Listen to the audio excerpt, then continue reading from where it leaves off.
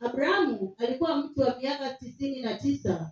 Bwana akamtokea Abrahamu akamwambia, mimi ni Mungu Mwenyezi, uende mbele yangu ukawe mkamilifu. Akiwa na miaka 90, akiwa na miaka 99, mwaka moja tu umempungua afike 100. Hebu imagine huo umri. Na ndio saa hizi tuseme hapa hatujaenda sana nusu ya hiyo, tuko pale tu katikati, lakini kwa sababu ya ile imani iliyodungwa ndani mwake, alidungwa shindano ya imani, ndiposa Bwana akamtokea Abraham.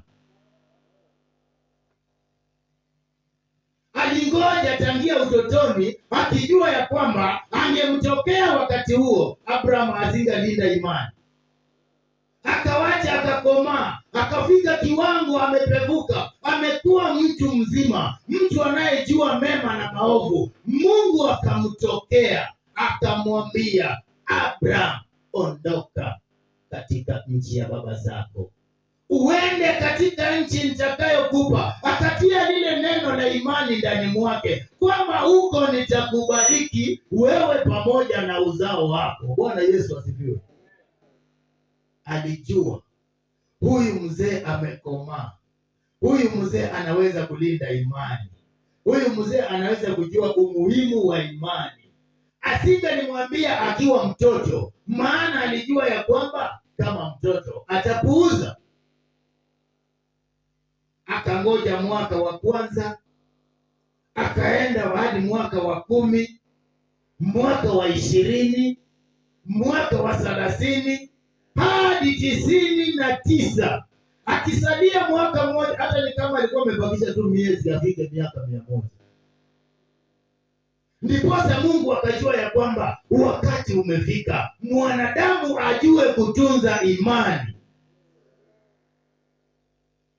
Maana alijua ya kwamba imani si chombo ambacho kinaonekana kwa macho, ambacho atakupatia ushindie kukiangalia ukiona imani yangu iko sawa. La hasha. Alijua ya kwamba imani ni bayana ya mambo yasiyoonekana. Ndiposa akamuita Abraham, akamwambia, Abraham, toka katika nchi ya baba zako, enenda katika nchi nitakayokupa. Akamdunga shindano ya imani ndani mwake, kwamba katika imani Abraham akajiona akiwa ametawala katika nchi ya kipekee, nchi ambayo hajapewa na baba yake, nchi ambayo hakuna mzozo hata zozana na mtu yoyote, maana aliyemtuma kule ndiye aliyeiumba. Akaitenga ni kwa sababu ya baraka za Abrahamu na uzao wake. Bwana Yesu asifiwe.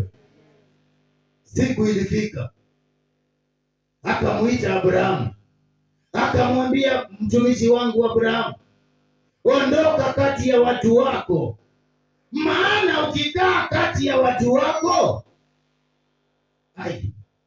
watachokora imani yako, watakupanda magugu, wengine watakukwaza, wengine watakuwa visirani kwa maisha yako, watakuita majina yasiyostahili. Ni heri uende ujitenge katika nchi ya imani, nchi ambayo hakuna mwanadamu ambaye atakuhangaisha, ila maana pale wewe ndio utakuwa mtawala pamoja na uzao wako pale. Ile ni nchi ambayo umeahidiwa na yeye mwenye kuiumba, akakuumba na wewe pia. Ameleta sasa imani, ameweka ndani mwako, wewe ndio umekuwa shina la imani. Ondoka, nenda sasa ukatawale nchi ile. Maana pale nitakubariki wewe pamoja na uzao wako. Haijalishi hali yako iko namna gani, haijalishi umri wako umefika wapi, lakini la muhimu ni kwamba ondoka, enda, nami nitatenda. Ni kwa sababu Mungu wetu anaijua mipango aliyo nayo juu ya maisha yetu. Akamwambia Yeremia, kabla haujazaliwa nalikujua, nalikutenga, ni kwa sababu ya kazi hii. Bwana Yesu asifiwe. Mpendwa, jiulize uhusiano wako na Mungu uko namna gani? Maana ukimpendeza Bwana wa majeshi daima hata kupungukia kamwe. Twende mstari wa pili. Mstari wa pili. Nami nitafanya agano langu nawe, nami nitakuzidishia sana. Mstari wa tatu. Abrahamu akaanguka kifudifudi. Mungu akamwambia, hili ndilo agano langu nawe, utakuwa baba wa mataifa mengi. Wala jina lako hutaitwa tena Abrahamu, lakini jina lako litakuwa Abrahamu, kwani nimekuweka uwe baba wa mataifa mengi. Amen. Ni kwa sababu Mungu aliyajua mawazo yake juu ya mwanadamu, akaangalia ulimwengu mzima. Kati ya wote alitambua ya kwamba ni Ibrahimu peke yake ambaye moyo wake ukiguswa utaingia kwa laini. Ndiposa Bwana wa mabwana akamtokea Ibrahimu akamwambia Abraham, maana ni jina alilopewa na baba zake Abraham. Lakini alipoingia Mungu ndani ya maisha yake akamdunga shindano ya imani, Ibrahimu alisikia ile shindano imemuingia, akaanguka kifudifudi, akasujudia. Yeye aliyekuwa amezoea kusujudia miungu, yeye aliyekuwa amezoea kuabudu sanamu, ilifika mahala ambapo nia yake ilibadilika, mawazo yake yalibadilika, moyo wake ukabadilika, akaanguka kifudifudi chini ya sauti ya Baba wa mbinguni, akamsujudia, akakubali wito. Pendwa, siku ya leo akubali wito wa Baba wa mbinguni, naye bila shaka atakuinua. Kumbuka, akaweka ahadi na Abrahamu, akamwambia nitaiweka ahadi yangu kwako. Kwa sababu Abrahamu ametii. Kwa hivyo tukitii, tukikubali kulea imani, tukikubali kutunza hii imani, Mungu anaenda kuweka agano na sisi. Kwa njia gani? Akamwambia Abrahamu, tazama, hautaitwa Abrahamu tena. Jina lake likabadilika, maisha yake yakabadilika, milango ya baraka kwake ikafunguka, kwa sababu amekubali. Akasema, Bwana, niko tayari, nitafanya jinsi upendavyo. Haijalishi kwao kulikuwa na mali kiwango gani. Hakujua kule anakoenda, hakujua ni nchi ya aina gani, lakini katika imani aliona nchi ile ikiwa inamfaa zaidi ya kule atokako. Tukilea imani, wapendwa, tutakuwa watu wa maana sana mbele ya Mwenyezi Mungu. Ni kwa sababu Baba wa mbinguni anataka tutunze imani. Ukitunza imani, hakuna siku utatoka kwa njia ya Baba. Ni kwa sababu gani? Imani itakuelekeza katika yale ambayo Baba anakusudia utende. Abrahamu alifurahi ni kwa sababu amebadilishiwa jina. Akajua ya kwamba kuanzia leo maisha yangu hayatakuwa jinsi yalivyokuwa, maana yameanza na jina jipya, nchi mpya, mji mpya, baraka mpya, utawala mpya, sifa mpya.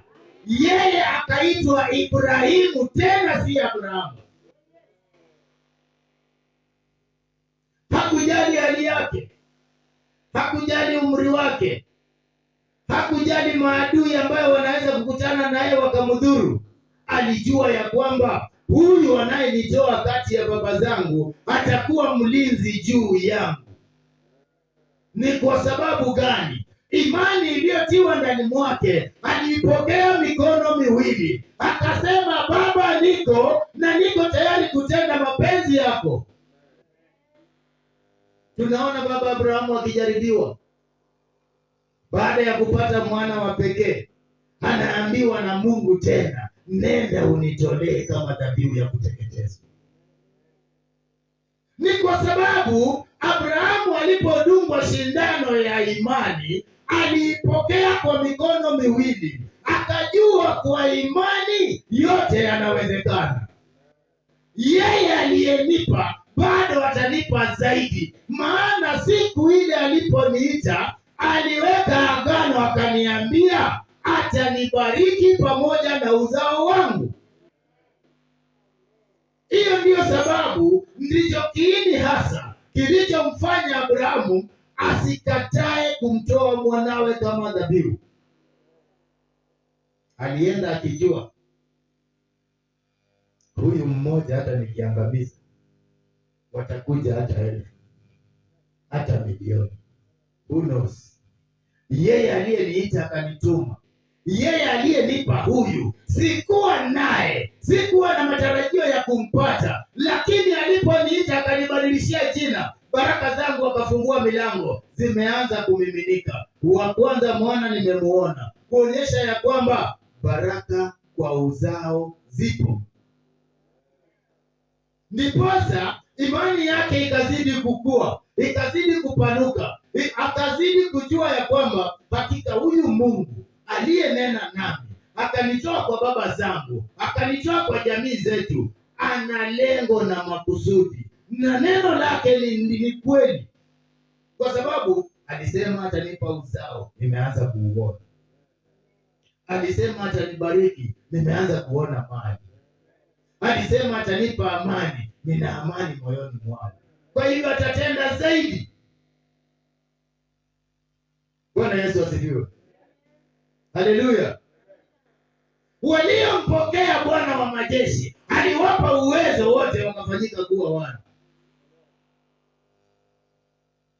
Katika enzi zile tunaambiwa ya kwamba tumekuwa na mashujaa wa imani waliotunza imani kulingana vile Bwana wa majeshi alivyotaka. Wa kwanza akiwa Abrahamu, baba wa imani, akamzaa Isaka. Isaka akalea imani, akamzaa Yakobo. Yakobo akatunza imani, akamzaa Yusufu. Yusufu ni yule na imani. Wapendwa, tutunze imani, maana sisi ni wa uzao wa Abrahamu. Baraka zetu zipo. Usiangalie hali yako, tazamia ile nchi ambayo Abrahamu alitazamia, akajua ya kwamba yeye hataiona nchi anayoiona kwa macho, bali anaona Yerusalemu mpya, anaona kwa Baba mbinguni. Huko ndiko kulikojaa baraka. Ndiposa Abrahamu asingaliweza kuangalia nyuma, amesikia sauti ya Baba wa mbinguni, alijua hiyo ndiyo, hakuna question mark. Endapo Baba wa mbinguni angemuongelesha Abrahamu kwa wakati wowote ule, Abrahamu alikuwa radhi kutoka mbio, akijua anenaye ni mkamilifu, anenaye anaaminika, anenaye harudi nyuma. Nakumbuka katika maandiko, Abrahamu alipoitwa katika hema lake, Mungu akamwambia toka nje. Abrahamu alipotoka nje, akamwambia hesabu nyota za angani. Abrahamu hakusita, alitazama juu angani, akamwambia baba yangu, ninajua ya kwamba sina uwezo wa kuzihesabu, lakini uwezo unao wewe. Bwana wa majeshi akamwambia, jinsi zilivyo mingi na zimekulemea kuhesabu, ndivyo uzao wako utakavyokuwa. Hilo jambo likapalilia imani ya Abrahamu.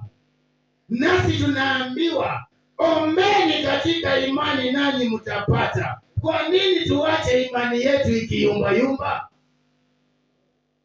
Maana sisi ni wa uzao wa Ibrahimu. Alitupenda Bwana wa majeshi, alijua ya kwamba imani yetu imefifia, akajua ya kwamba tumetingika katika mawazo yetu, akamtoa mwanawe wa pekee, akamtuma aje afufue imani yetu. Anasema ya kwamba yeyote atakaye muamini asipotee, bali awe na uzima wa milele. Maana yeye ni mwaminifu.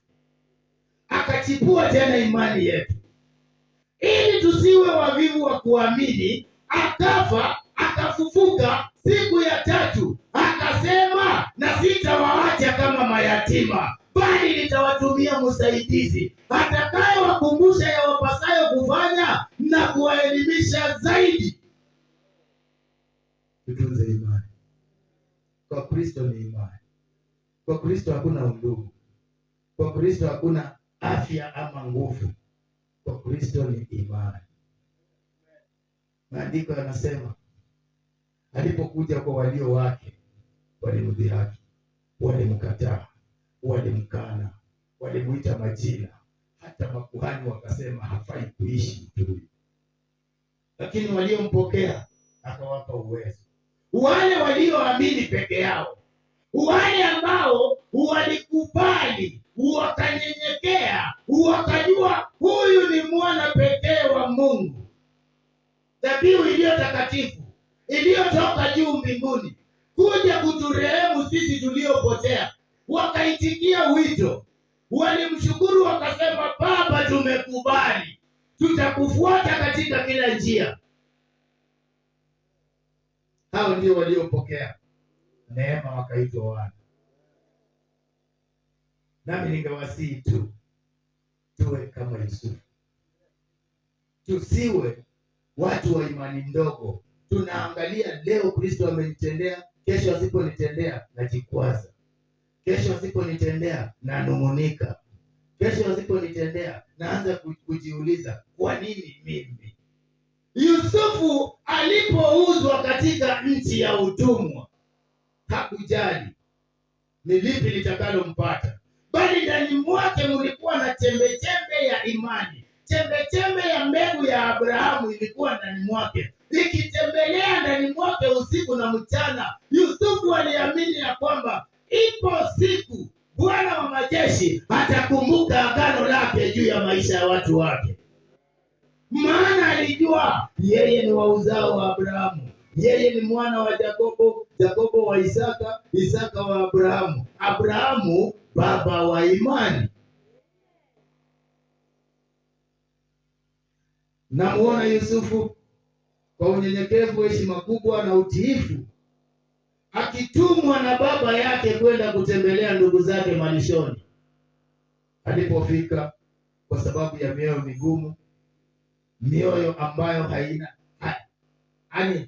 haidhamini kiumbe chochote, mioyo ya kujipenda na kujipiga vifua kwamba ni mimi tu na hafai mtu mwingine kusimama mbele yangu, ni mimi tu nastahili kuongea na hakuna mtu mwingine anaweza kuongea mbele yangu, ni mimi tu nastahili kuvaa nguo safi na hakuna mtu mwingine anastahili. Walipomuona Yusufu akija kwa mbali, walisikizana wakasemezana, yuaja muota ndoto, heri tumuangamize siku ya leo, ndiposa tusije tukamuinamia. Bwana Yesu asifiwe.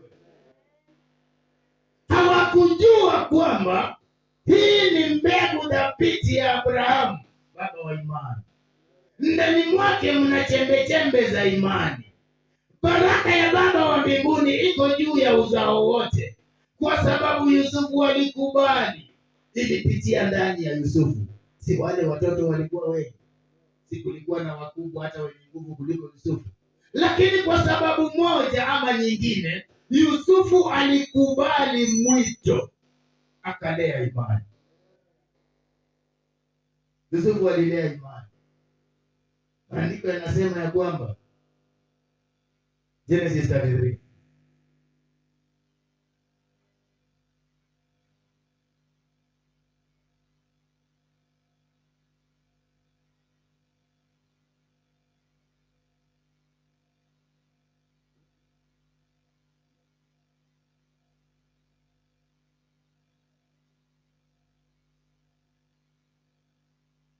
Genesis 33, maandiko yanasema ilifika wakati,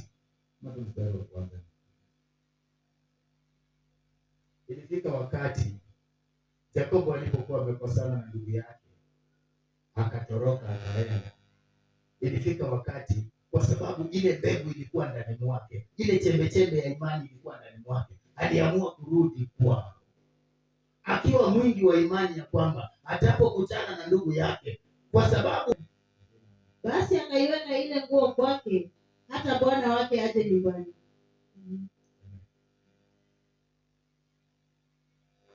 Basi pakawa na majaribu mengi. Yusufu akapitia majaribu ya aina mbalimbali, shetani akitafuta ile imani aliyokuwa nayo Yusufu. Shetani alitafuta kuitingisha kupitia kwa mke wa Potifa. Akamuona Yusufu akiwa kwamba Yusufu alikuwa ni mjakazi aliyenunuliwa kwa fedha, akawekwa kazi ndani ya nyumba yake. Huyu mama akatamani Yusufu kimwili, lakini kwa sababu zile chembe za imani zilizokuwa ndani ya Yusufu zilikuwa zinakimbilia ndani ya damu yake, zilikuwa zinatembelea ndani ya damu yake, Yusufu hakumuacha Bwana wa majeshi. Angetenda kinyume na mapenzi ya Baba wa mbinguni. Alitunza imani. Maandiko yananiambia ya kwamba mama huyu akamshika ghafla, akataka kumlazimisha afanye na yeye mapenzi, lakini kwa sababu kuna kitu kilikuwa ndani ya Yusufu, alipata nguvu isiyo ya kawaida, akajinasua katika mtego ule, akakimbia, kwa sababu alijua maandiko yanasema mkimbie shetani naye atakukimbia, na ukimkaribisha atakutawala. Kwa hivyo Yusufu alitimiza maandiko, akamtoroka shetani. Kwa kishindo kikubwa, mama yule akateka nyara nguo ya Yusufu aliyobakia nayo mkononi, ili kiwe kisingizio, iwe daraja ya kumkandamiza Yusufu. Lakini kwa sababu Bwana wa majeshi anasema anaijua mipango aliyo nayo juu ya maisha yetu, alimwepusha na hayo yote, licha ya kutupwa korokoroni,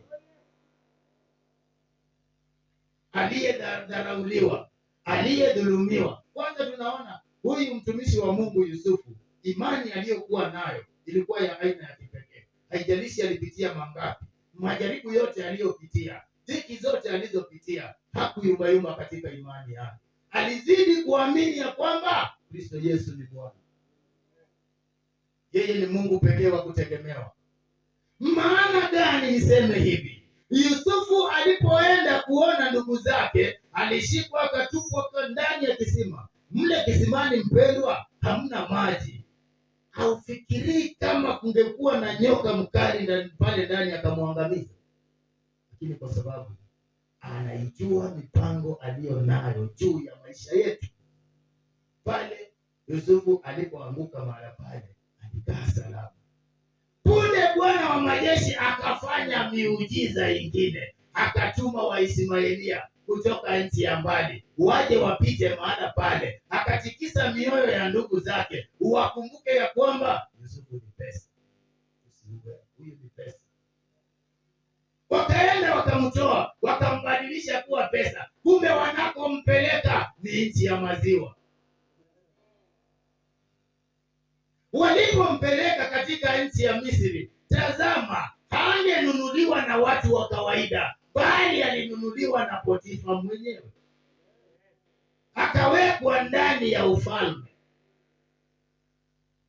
Na ukitaka kujua Mungu ni mwaminifu, Mungu hufanya mambo yake kwa njia ya kipekee. Akitaka kukubariki, hata kuita na akuambie baraka ndio hizi, enda nazo, lazima atapitia njia nyingine. Ndiposa wewe kwa kulea imani yako, kwa kutunza ushirika wako na Kristo Yesu, utakapopita njia ile utakutana na baraka yako.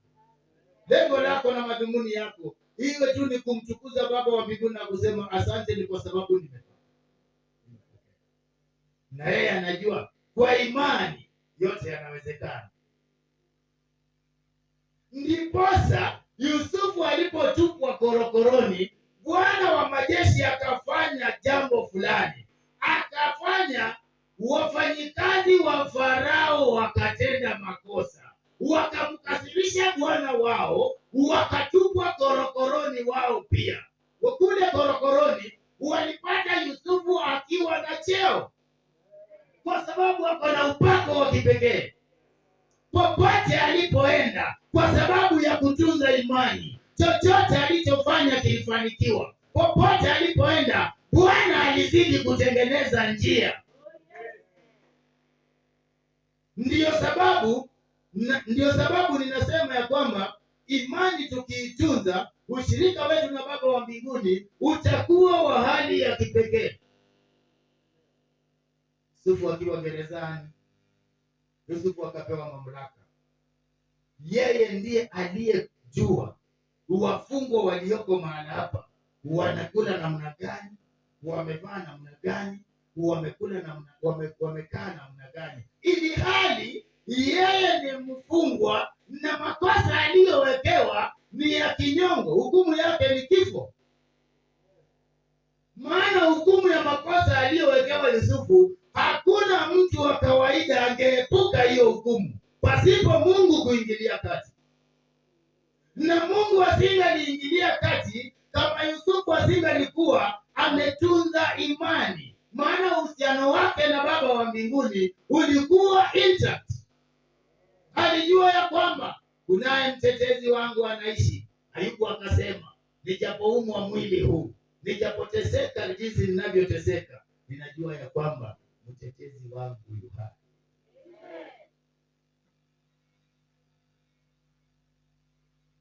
Ndiposa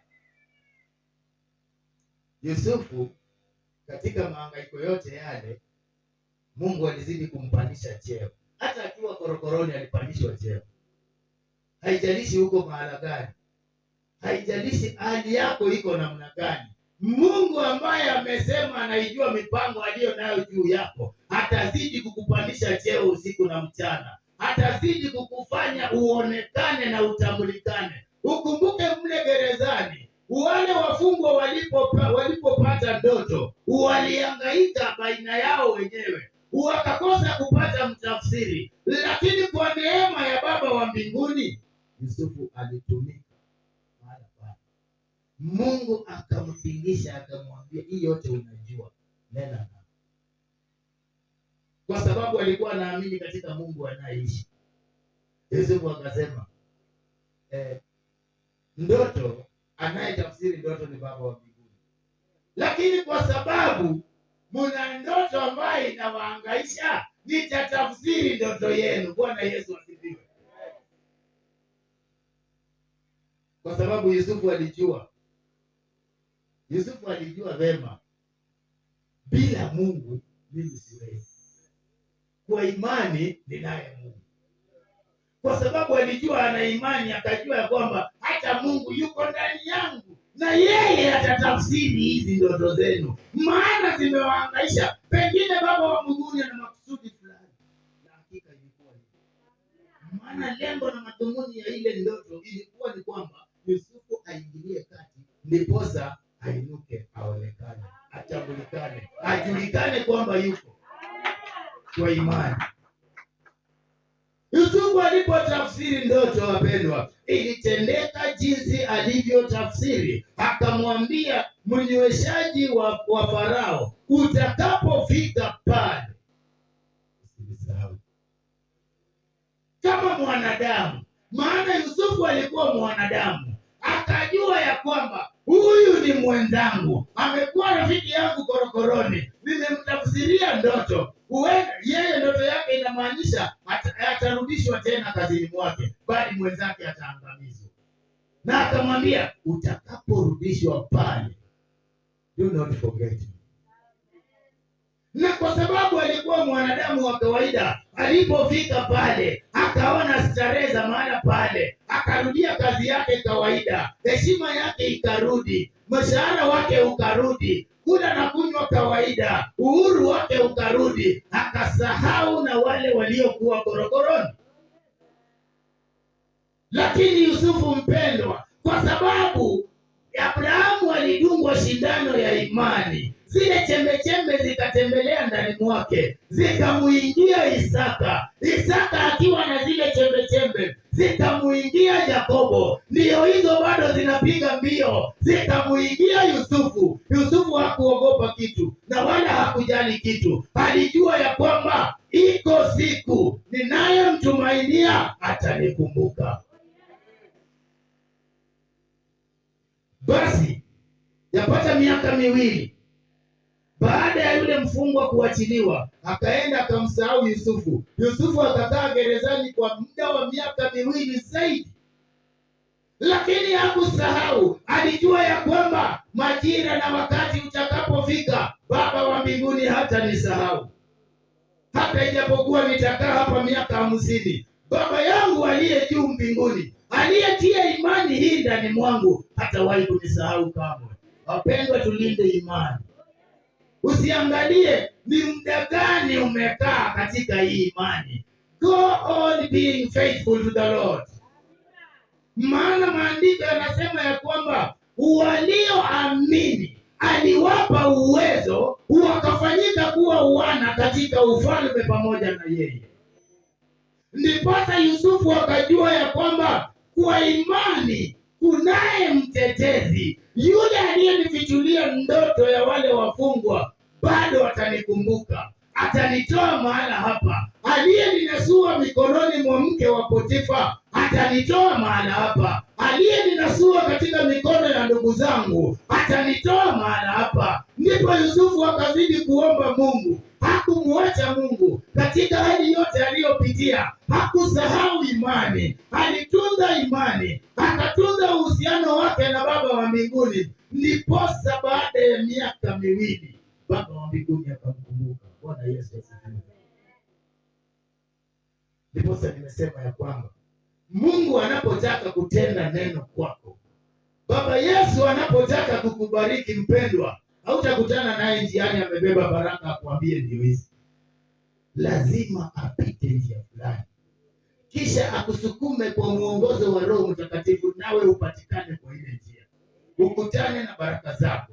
Hapo milango na madirisha ya mbinguni iko wazi, upenye. Yusufu akiwa mahala pale, Farao akapata ndoto. Maana lengo la Yusufu kutuma yule mjakazi kwa Farao kwamba itakapotokea usinisahau.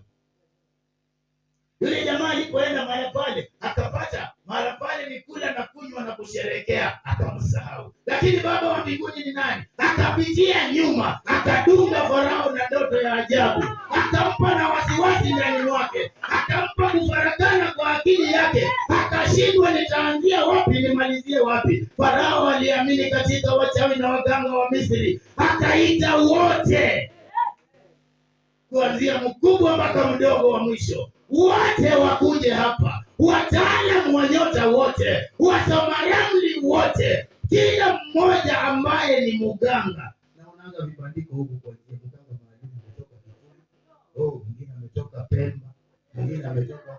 Anasema ya kwamba anatibu magonjwa ya umasikini, ili hali yeye mwenyewe ndiye masikini wa mwisho. Ndani ya moyo wake alikosa hata amani, alikosa furaha ndani ya nyumba yake. Hangeona mtu yoyote ndani ya nyumba yake kuwa wa dhamana, bali malengo na mania yake alikuwa ni kujua ni lipi linalompasa kufanya. Alihangaika kwa ajili ya ile ndoto, alifadhaika. Ni nini nitatenda? Nitafanya namna gani nijue ukweli wa mambo haya? Je, hili ni fumbo la aina gani ambalo hakuna awezaye kulifumbua? Lakini Bwana wa majeshi ni mwenye uwezo, akamgusa yule mfungwa aliyeachiliwa, yule mjakazi wa Farao, akakumbuka. Kuna mtu aliniambia nitarudishwa kazi yangu na nitapandishwa cheo na nitapendwa zaidi, na hakika imetimia. Huyo mtu huyo peke yake, maana hakuna mwingine mwenye uwezo. Huyo mtu ana siri.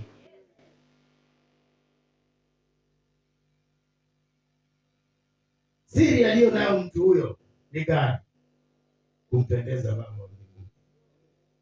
Huyo mtu ana siri ya imani, na huyo mtu anajua vema kwamba si yeye, bali ni Baba wa mbinguni mwenye uwezo, aliye na mpango maalum juu ya maisha yangu na wewe. Huyo ndiye anayesababisha haya yote, ili mipango aliyo nayo juu yetu itimie. Amemgonga Farao mwenye uwezo, nguvu na mamlaka. Farao anaweza kuamurisha chochote kikafanyika, kwa sababu yeye ndiye commander in chief. Anaweza kuambia majeshi huwa wote. Lakini ilifika pahali akapigwa 12. nguvu zake na mamlaka yake yakakosa umuhimu. Ikabidi aanze kunyenyekea chini ya waganga na wachawi, akiuliza nani mwenye uwezo wa kufafanua ndoto hii, akiuliza nani atakaye niondolea wasiwasi hii, aliuliza nani atakaye ninusuru na hii shida.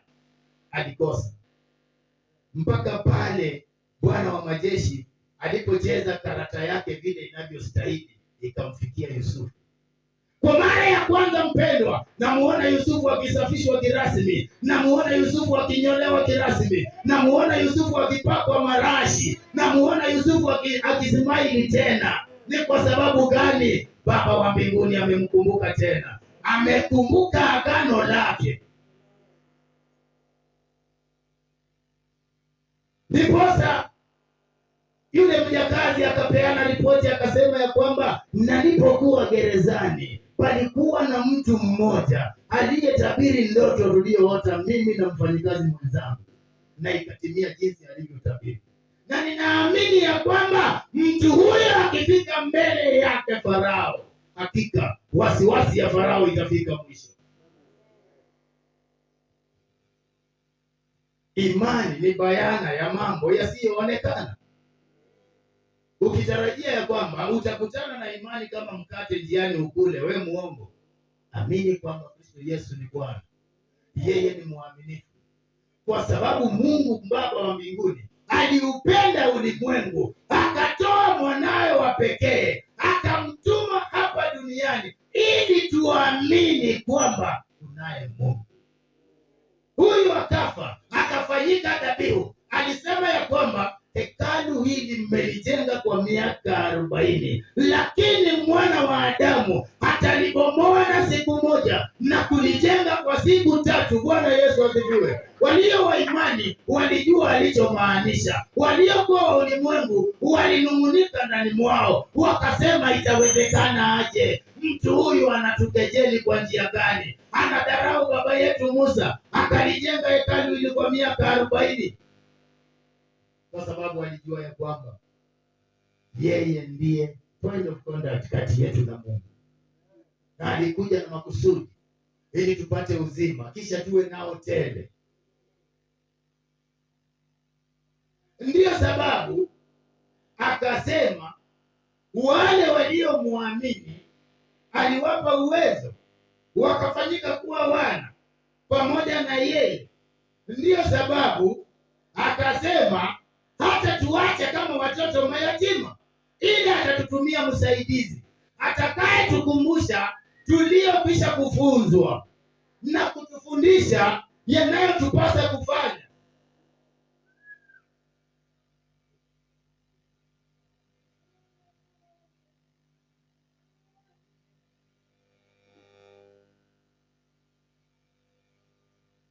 Bwana Yesu asifiwe.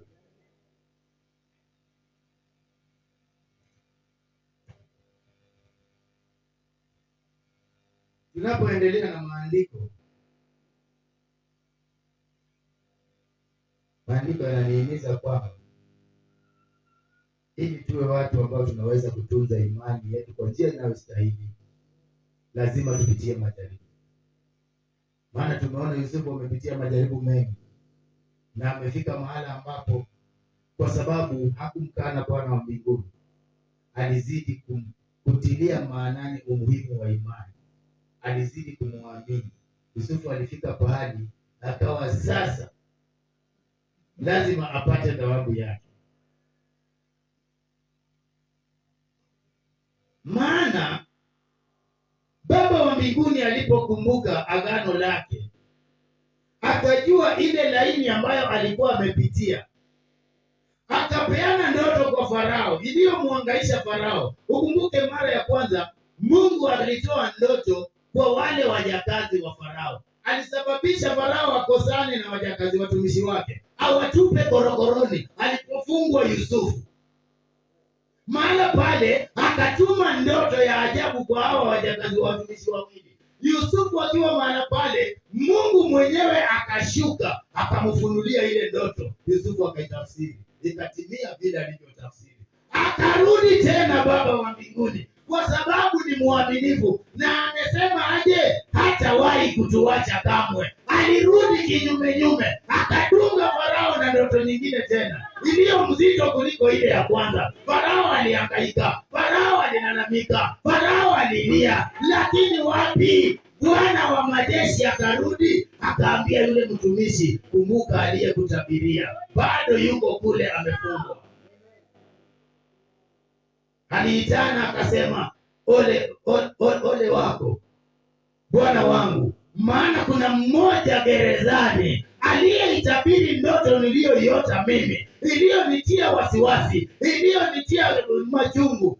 Yeye jinsi alivyotabiri ndivyo vile ilivyotendeka.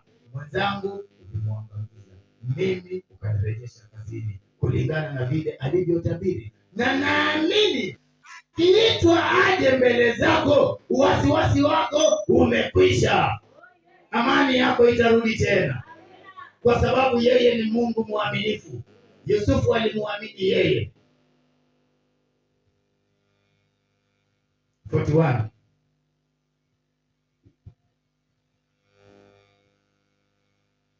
Wapendwa, msichoke, tunafundishana. Na msingi wa mafunzo yetu ni imani, kulea imani. Tutunze imani, tudumu katika imani. Maana imani ndio ufunguo wa ushirika wetu na Kristo Yesu. Pasipo imani itakuwa vigumu kumpendeza Baba wa mbinguni. Maana imani ndiyo chanzo cha ushirika wetu na mfalme wa wafalme. Bila imani ni vigumu sana kumpendeza mwana wa Adamu. Basaiti. Someni basaiti. Mwanzo na basaiti. 41:8. Mwanzo mlango wa 41 mstari wa 8. Hata asubuhi roho yake ikafadhaika, akapeleka watu kuwaita waganga wote wa Misri na watu wote wenye hekima walioko.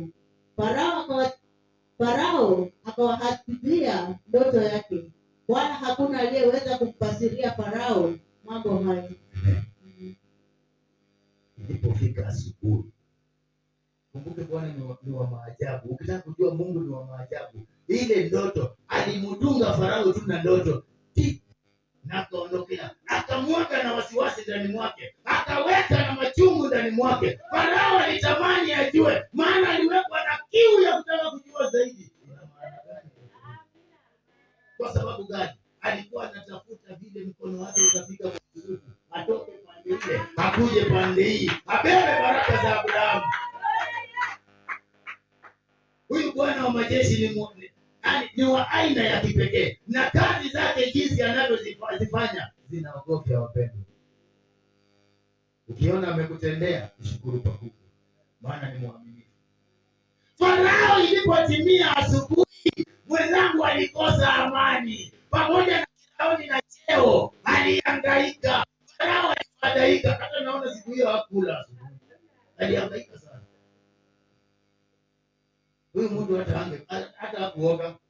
Alikuwa na wasiwasi, nitafanya nini? Nitakufa ama namna gani? Luka mstari wa 16 tufunge hiyo chapter. Mstari wa 16, same chapter 41. Tuachane na wasiwasi ya Farao. Bwana Yesu asifiwe. Ndiposa katika mahangaiko yake alitumana, maana alipewa ripoti, akaambiwa ya kwamba kuna mfungwa fulani huko korokoroni, kuna mfungwa fulani ametupwa huko, ambaye ana uwezo wa kutafsiri ndoto yako. Naye atakapofika mbele zako mpendwa, amani yako itarudi tena, furaha yako itarudi tena, ufalme wako utakuwa wa dhamana kwako tena. Bwana Yesu asifiwe. Mstari wa 16, soma maandiko. Yusufu akamjibu Farao akisema, akamwambia, si mimi, sina uwezo. Mungu atampa Farao Unaye mmoja majibu ya amani, mwenye mafuta zaidi, atakaye kupatia majibu ya amani, yatakayerudisha amani yako, yatakayerudisha ufalme wako, yatakayerudisha furaha yako. Mpendwa, siku ya leo ukiitunza imani yako, kunaye mmoja ambaye atakupatia majibu ya maisha yako. Tutunze imani kama Yusufu. Kama asingalitunza imani, asingalifika mahali hapo. Na tukiendelea zaidi, story ya Yusufu ni mrefu. alitunza imani hata kufikia kiwango cha kupandishwa cheo baada ya cheo. Hiyo inatuashiria wazi ya kwamba ukimwamini Kristo Yesu, utende kulingana na mapenzi yake, utunze imani yako, atatimiza agano lake na Abrahamu. Akasema ya kwamba ondoka katika nchi ya baba zako, uende katika nchi nitakayokupa, maana huko utakubariki pamoja na uzao wako. Na kwa sababu Abrahamu alikubali kwa moyo mkunjufu, mtu ambaye hakuwa anajua imani ni nini, alipodungwa shindano ya imani aliipokea kwa mikono miwili, akakubali kwa moyo mkunjufu, akaanza kuona matunda ya imani hatua kwa hatua, akazidi kukuza imani yake, akakuwa zaidi. Ndiposa tunasoma katika maandiko, ukienda zaidi utapata katika Yohana utapata Abrahamu alikufa, Lazaro akafa. Abrahamu ndiye alienda kumliwaza Lazaro. Tajiri mmoja alipoona hivyo akaitisha Abrahamu, akamwambia si umtume tu Lazaro, akaweke tu kidole kwa maji, aliwekea kwa at least yote ya maji, kwa sababu huyu alikuwa amepuuza. Wapendwa, tutunze imani na Bwana abariki.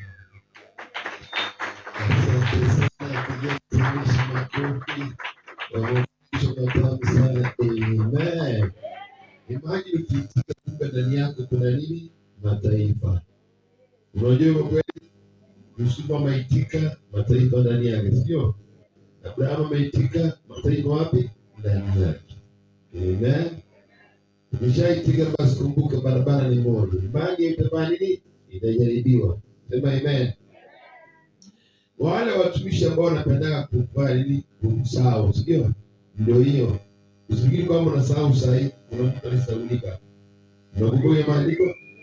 Na napendeza sana Yusufu baada ya kutawazwa kuwa prime minister alipatiana amri moja. Akasema namna gani? Mifupa yangu fanya nini? Mwende nayo. Bwana asifiwe. Yaani sio kama Waluhya, Wajaluo, Wakisii, Wakamba, sio? Lazima mifupa yako wapi? Kwa kweli. Ile ndanga ushauri kwa sababu Yusufu aliweka nini? Maagano. Asifiwe Yesu. Pigia mtumishi Bwana makofi. Asifiwe Yesu. Bwana ambao amekaa viti ya mbele, viti ya nyuma, kisonga viti ya